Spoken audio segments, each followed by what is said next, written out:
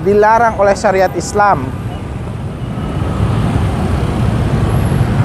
Ternyata kakek tersebut waktu sehatnya sering memakai sesuatu yang mengandung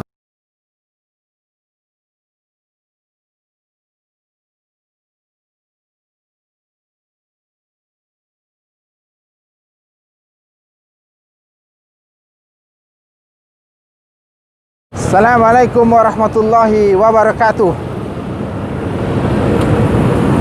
Apa kabar teman-teman sekalian? Semoga antum semua dilindungi serta dijaga oleh Allah Subhanahu wa taala. Ketemu lagi dengan saya, Bang Japar. Saya ingin berbagi kepada teman-teman sekalian sebuah cerita yang semoga dengan cerita ini teman-teman sekalian bisa mengambil hikmah pelajaran,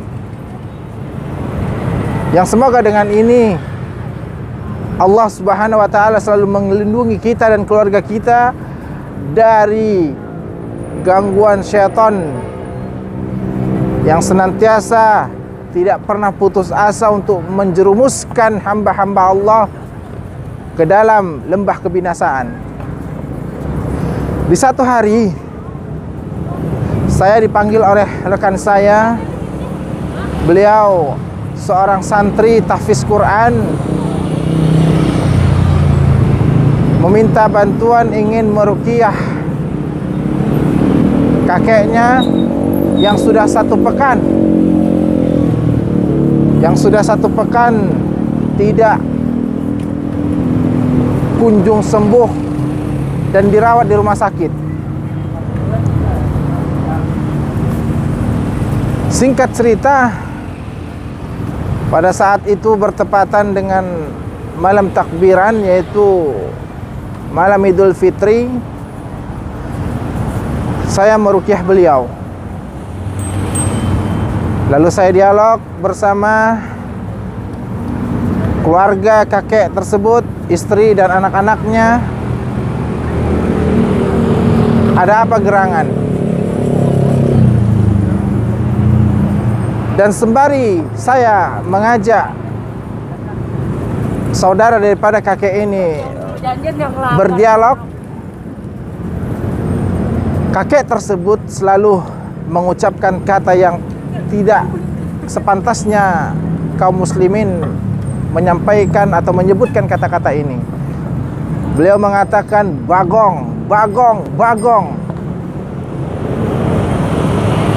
Ternyata pada saat kakek ini masih sehat walafiat, kakek ini sering menjadikan hewan buruannya yaitu anjing untuk mengisi waktu luangnya, untuk mengisi hobinya dengan berburu rusa, babi. Dan ini adalah aktivitas yang sering dilakukan oleh kakek tersebut. Singkat cerita, saya coba ruqyah kakek tersebut. Saya pegang bagian perutnya, saya bacakan ayat-ayat Al-Quran. Ternyata seperti ada yang bergerak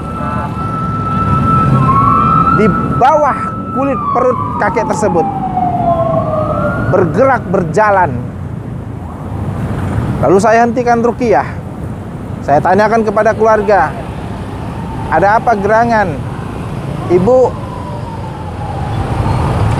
kenapa bapak bisa seperti ini ujiannya yang Allah timpakan kepadanya? Apakah ada benda-benda yang mengandung kesyirikan? Apakah ada ritual-ritual yang dilakukan kakek tersebut ketika beliau masih sehat, yang mungkin beliau tidak ketahui aktivitas tersebut dilarang oleh syariat Islam? Ternyata kakek tersebut waktu sehatnya sering memakai sesuatu yang mengandung kesyirikan. Cincin yang diisi dengan kodam-kodam, kemudian semar mesem, lalu ada bungkusan kain hitam yang bertuliskan lafaz Al-Quran di dalamnya. Dan kesimpulannya, saya meminta izin kepada pihak keluarga kakek tersebut, yang karenanya kakek tersebut tidak bisa lagi diajak komunikasi. Akhirnya jimat-jimat tersebut dalam bentuk cincin saya hancurkan, saya musnahkan. Kemudian dalam bentuk besi saya patahkan. Lalu kertas tersebut saya bakar. Saya gali tanah, saya masukkan, saya kubur. Dan semoga dengan ini simpul ataupun setan yang menunggangi kakek tersebut, yang membuat kakek tersebut menderita, musnah atas izin Allah. Lalu saya ruqyah kembali, kemudian sedikit tenang. Akhirnya sampaikan kepada keluarga, saya sampaikan bahwa, Bu, keesokan harinya mohon Bapak dimandikan dengan daun bidara, lalu kemudian diminumkan minyak zaitun, dioleskan minyak bidara. Perhatikan, sudah 1 pekan kakek tersebut dirawat di rumah sakit, yang medis tidak mengetahui itu gejala penyakitnya apa. Sepulangnya saya dari meruqyah kakek tersebut, keesokan harinya, tepat pada hari raya Idul Fitri, ba'da sholat zuhur, kakek tersebut dikabarkan oleh keluarganya meninggal dunia atas izin Allah. Innalillahi wa inna ilaihi raji'un. Teman-teman sekalian, saya simpulkan bahwa tidak ada jimat dalam Islam, tidak ada ilmu kebal dalam Islam. Kalaulah ada jimat, kalaulah ada ilmu kebal dalam Islam, sudah pasti Nabi kita yang mulia tercinta Muhammad sallallahu alaihi wasallam lah yang berhak mendapatkannya. Kita perhatikan, ketika terjadi perang di masa Nabi, pelipis Nabi berdarah, kemudian gigi Nabi copot. Hal ini menunjukkan bahwasanya Nabi, manusia yang terbaik, tidak memakai ilmu kebal. Ketahuilah, Allah berpesan kepada kita di surah Al-Jin ayat 6,